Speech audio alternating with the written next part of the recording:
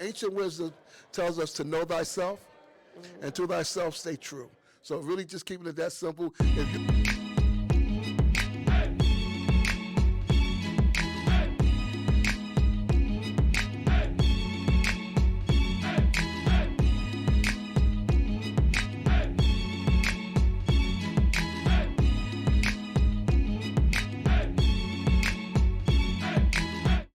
y'all, it's your girl SJ here from the Loop Network, and today I have Minister Silver. Yes, and we are at the Hip Hop Congress.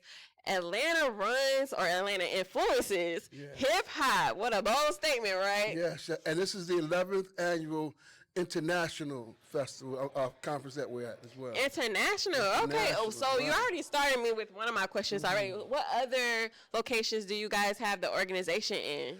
There are chapters in, I think, at least 15 different cities. At one point, there was a bunch before the COVID and whatnot, so we're building back up now. It's kind of like a restructuring. In fact, this is the first conference that we've had since like 2015, something like that. About 10 years. So for those that want to get involved with Hip Hop Congress, most certainly all social media platforms, find out about how you can get involved. Yes, and he's not playing that they are across the nation. I actually heard about you guys from an event that I went to in Chicago, believe it or not. And he was like, you got to look them up. They'd love to have you come out there. And I was like, you know what, bet. Did a little Google search, and now we're here. See, there it is.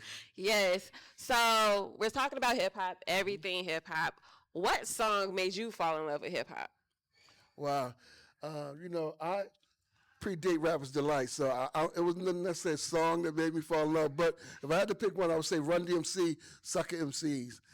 When I heard that in 1983, it changed everything, because it was like we was already rapping before rap records came out, but the records that came out was more disco kind of sound until Sucker MCs, which stripped it all down. It was just beats and rhymes, so Sucker MCs made me know that this is something that's going to be here for a long time.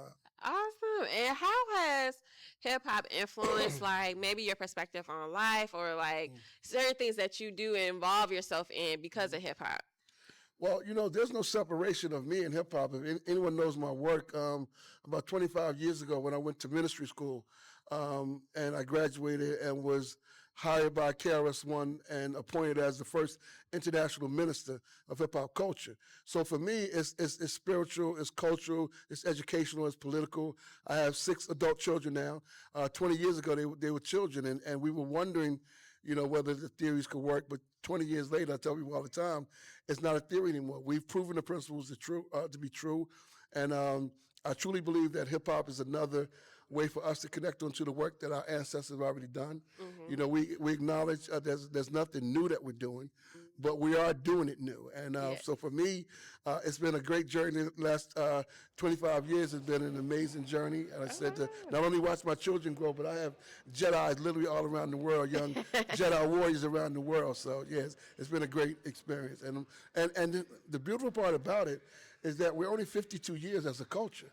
Meaning that's not even a blip on the timeline as culture. So even though it doesn't seem like it, we're still at the beginning of our culture. So imagine the work that you're going to do in the next 20 years and whatnot. See? 20 years later. Yeah. That's something to think about for sure. Right. Like, what would you encourage those artists that's trying to stay authentic? That's a great question. The thing that, I tell people, when KRS-One hired me in 2003, he was already 17 years in his career. So he didn't need me for his career. He hired me because of his life purpose, his mission, which is the temple of hip hop. So what I would tell each artist, stay true to you, to your divine purpose.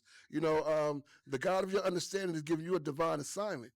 And never compromise that assignment, because, I read somewhere, what value is to gain the whole world and lose your soul? Yeah. And while people hear those kind of ancient wisdom, but it relates to now as well. The sad part about it is that because of the corporations, sometimes people lose their way. And the culture was here before the corporations. As I like to remind young people, the culture starts in 1973, August 11, 1973. Rap records don't come out until 1979. 6 years. So that's a whole nother, I feel a sermon coming on. He's dropping a little historic gem right there. But the main thing, ancient wisdom tells us to know thyself, and to thyself stay true. So really just keeping it that simple. If you've been blessed to be a creative artist, and I tell artists this all the time, there's very few people on the planet Earth that are creatives. But if you've been blessed to be a creative, whatever way that the creator is expressing through you, allow that to be. And whether it's 2 people or 2,000, I heard as long as it's 2 or more to come together and touch and agree, God is right there. So stay true to yourself, stay true to your divine assignment, as I like to call it, and everything will work out. I'm living proof of that. Yes, I agree. Yes, Ashe. Okay. Ashe. Amen, Ashe, word. Yes. So before we close out, you have to let them know if you have any projects coming out, any events that you're working on. Please share. Yeah, we have a few things that we're working on. I am the founder and CEO of Hip Hop Bridge Builders. And what we do with Hip Hop Bridge Builders, in fact, we do a monthly event here at the Auburn Avenue Research Library. It's called Classic Rap Videos and Convos. And we show videos from the 80s and 90s and just have conversations about it. Because again, for us to connect the culture, there are a number of different things that young people like yourself just may not know. So for us older, the elder statesmen of the culture, we can't expect y'all to know what we're not consistently teaching. So one of the programs that we do, in fact, we're going to be doing that in the schools as well. It's always a process of mentoring and teaching. So like I said, there's a lot of young people that I talk to around the world. I love talking to young artists. I have adult children. My oldest daughter is 40. My youngest son is 23. So every young person I meet, they like my children anyway. You know what I'm saying? And in fact, I tell people all the time, you know, hip-hop is truly a gift. It's not for everyone, but if you're called to this culture, believe that God and the ancestors have a plan for you. It's just a matter of whether you accept that calling, or if it's not that, then whatever it is, find your calling. Find whoever you call God sent you here for a reason. I don't, get into people's religion, but, we know there's one power. Follow that. Stay true to that, and God is awesome. We'll show you some awesome things. I promise you. He was dropping a lot of gems today. So I hope you all are listening and taking those and saving those for later, for sure. So before we leave, you please let them know where they can find you on social media. Minister Server, MINISTERSER. That's on all platforms. You can find me. Email ministerserver@gmail.com. If you identify yourself as being a part of hip-hop culture, I'm here to be of service to you. Now, if you're not hip-hop, you can listen to this, but I ain't talking to you. I'm talking to hip-hop. Word. Yes, the hip-hop music lovers. So tap in. Make sure you follow us, follow him, and don't be stingy. Hit that share button as well. Okay, once again, my name is SJ with the Loop Network, and we out. And make sure you stay in the loop. Yes.